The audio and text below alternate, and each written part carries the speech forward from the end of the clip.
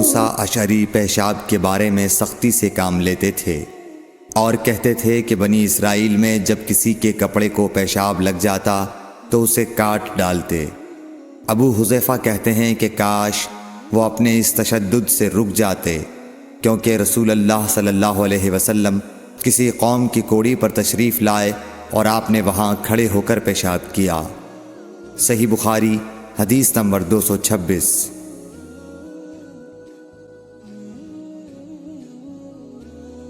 ایک عورت نے رسول کریم صلی اللہ علیہ وسلم کی خدمت میں حاضر ہو کر عرض کی، حضور فرمائیے ہم میں سے کسی عورت کو کپڑے میں حیض آ جائے تو وہ کیا کرے؟ آپ نے فرمایا کہ پہلے اسے کھرچے، پھر پانی سے رگڑے اور پانی سے دھو ڈالے اور اسی کپڑے میں نماز پڑھ لے۔ صحیح بخاری حدیث نمبر 227۔ ابو حبیش کی بیٹی فاطمہ رسول اللہ صلی اللہ علیہ وسلم کی خدمت میں حاضر ہوئی اور اس نے کہا کہ میں ایک ایسی عورت ہوں جسے استحاضہ کی بیماری ہے، اس لیے میں پاک نہیں رہتی، تو کیا میں نماز چھوڑ دوں؟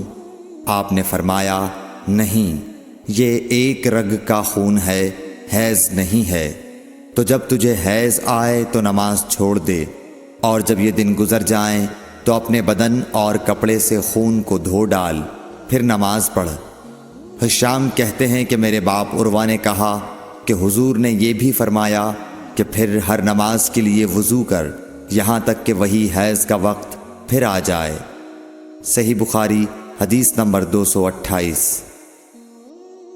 حضرت عائشہ رضی اللہ تعالی عنہا فرماتی ہیں کہ میں رسول کریم صلی اللہ علیہ وسلم کے کپڑے سے جنابت کو دھوتی تھی، پھر اس کو پہن کر آپ نماز کے لیے تشریف لے جاتے اور پانی کے دھبے آپ کے کپڑے میں ہوتے تھے۔ صحیح بخاری حدیث نمبر 229۔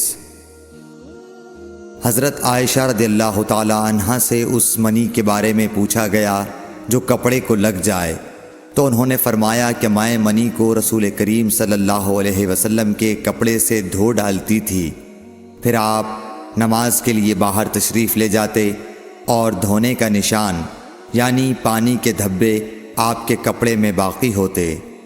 صحیح بخاری حدیث نمبر 230۔